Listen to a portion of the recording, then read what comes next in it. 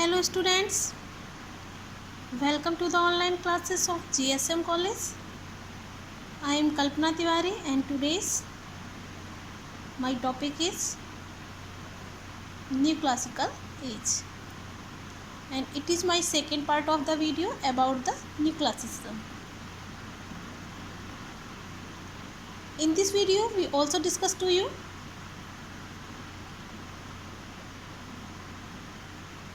New Classical Age and its parts also.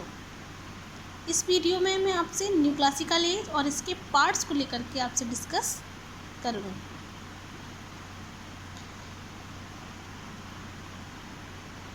New classical as was divided into 3 parts. New classical as जो है वो divided हुआ है 3 parts में, 3 भागों में. First part is also known as the restoration period. इसका जो फर्स्ट पार्ट है उसको रेस्टोरेशन पीरियड जाना जाता है या रेस्टोरेशन पीरियड कहा गया है. Restoration period is also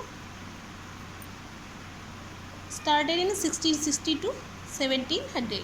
restoration जो पीरियड है वो 1660 से लेकर के 1700 तक का पीरियड है. 1660 टू 1700, 1660 से लेकर के 1700 तक का जो टाइम पीरियड है is also known as the restoration period. इसको ही रेस्टोरेशन पीरियड के नाम से जाना जाता है. After the killing of the Charles first,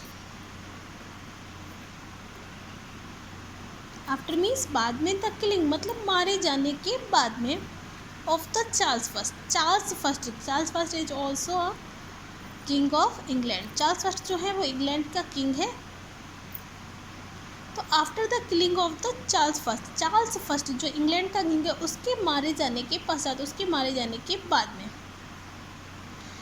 the throne was restored.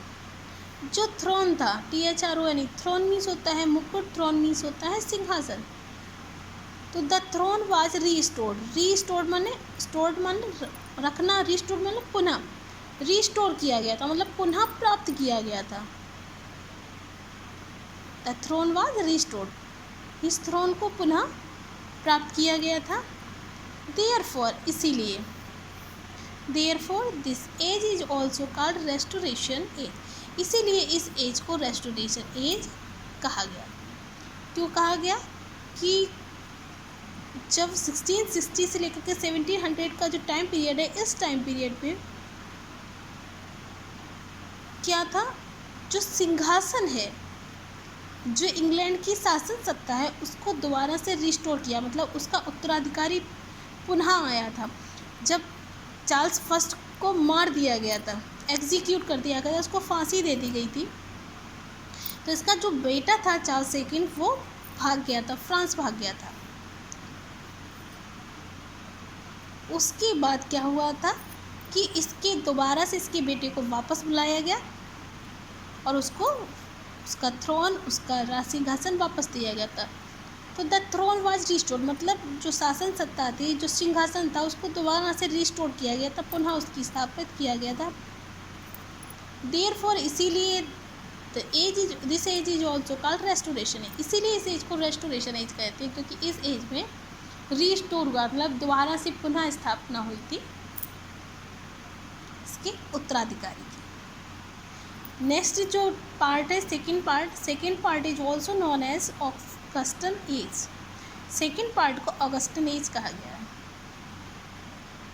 New classical age का जो फर्स्ट पार्ट है is also known as the restoration period 1660 to 1700, and second part is also known as the Augustan age and started 1700 to 1745. और ये start हुआ था 1700 से लेकर 75.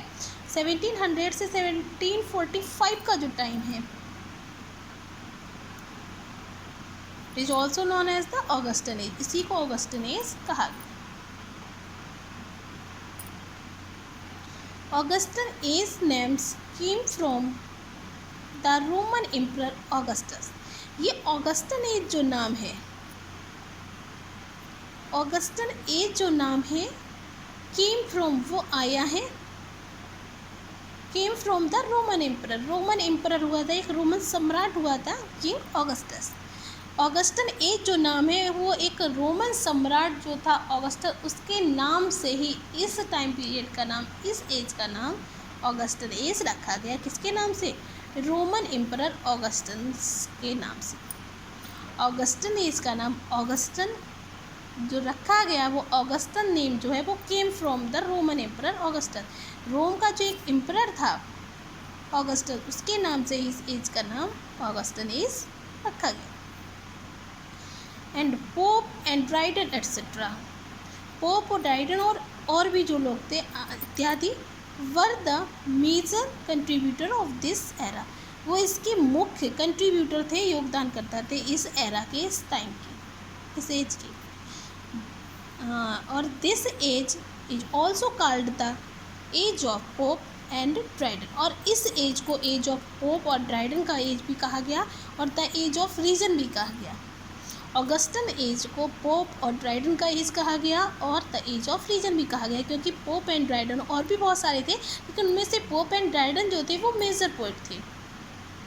इन्होंने एक ग्रेट कंट्रीब्यूशन दिया था, एक बहुत बड़ा योगदान दिया था इन दिस पीरियड, इस पीरियड में, और इसी एज को द एज ऑफ रीजन भी कहा गया। इसके बाद जो थर्ड पार्ट होता है, थर्ड पार्ट जो है the age of Johnson. Third part क्या है? The age of Johnson. First part को बोला गया था रेस्टोरेशन एज, सेकेंड पार्ट को बोला गया ऑगस्टन एज, और थर्ड पार्ट को बोला गया the age of Johnson. Age of Johnson जो है वो स्टार्ट हुआ था 1745 से लेकर के 1784 तक। ऑगस्टन एज ऑफ जॉनसन कब से कब स्टार्ट हुआ है? 1745 से लेकर के 1745 टू 1784। ये जो टाइम पीरियड है, इसके अंतराल का जो समय है, उस टाइम पीरियड को द एज ऑफ जॉनसन कहा गया। एज ऑफ जॉनसन, जॉनसन का पूरा नाम जो है वो है Samuel Johnson.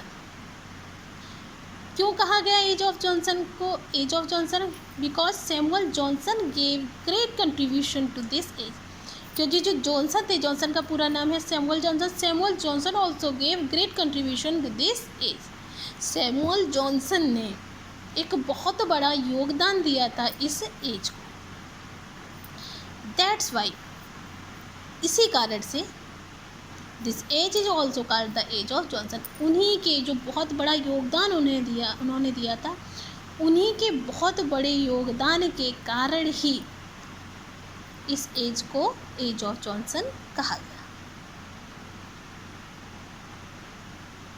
Samuel Johnson gave great contribution to this as.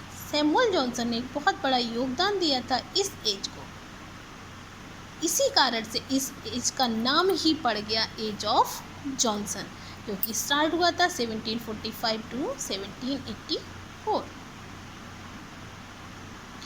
और सिर्फ सैमुअल जॉनसन ही इस एज में नहीं होते, काफ़ी सारे पोइट्स हुए थे, जैसे कि एज ऑफ ड्राइडन और एज ऑफ पोप में सिर्फ पोप और ड्राइडन ही नहीं थे, बहुत सारे लोग थे जिन्होंने कंट्रीब्यूशन दिया था। बट ये लोग क्या है? ये लोग मेजर पोइट है, मुख्य केंद्र बिंदु हैं उस टाइम की। तो सिर्फ जॉनसन ही एज ऑफ जॉनसन में नहीं थे, एज ऑफ जॉनसन में और भी बहुत सारे पोइट्स हैं जिनके नाम ऐसे हैं as T S. Eliot. T S. Eliot भी थे उस टाइम पे। जॉन मिल्टन, जॉन मिल्टन को तो आपने बहुत पढ़ा होगा। जॉन मिल्टन ने क्या किया? 2 वर्ल्ड फेमस एपिक लिखे हैं, 2 वर्ल्ड फेमस एपिक लिखे हैं जिनका नाम है पैराडाइज लॉस्ट और पैराडाइज रिगेंट। नेक्स्ट है पोप। पोप का पूरा नाम है अलेक्जेंडर पोप। पोप ने एक मॉक एपिक लिखा है, सिर्फ नकल की है इन्होंने इनके एपिक की। तो पोप ने, जो अलेक्जेंडर पोप ने एक मॉक एपिक लिखा है जिसका नाम है the rape of the Lord. John Dryden ने भी बहुत इनका फेमस वर्क है एब्सैलम एंड एकिटोपल। डेनियल और जो है एलिजाबेथ, ये भी एक राइटर है। Elizabeth Jane West, Elizabeth Jane West, ये इनका पूरा नाम है। इसके बाद है सैमुअल बटलर, जिन्होंने बहुत अच्छा योगदान दिया है, एज ऑफ जॉनसन एट्सेट्रा आदि। मतलब इनके अलावा भी बहुत सारे थे, पर मुख्य जो थे वो एज ऑफ जॉनसन थे, इसके बाद ये लोग थे। Were the writer of new classical as, इनके अलावा भी बहुत सारे लोग हैं जो न्यू क्लासिकल एज के राइटर्स हैं। I hope you all will understand very well. Thank you.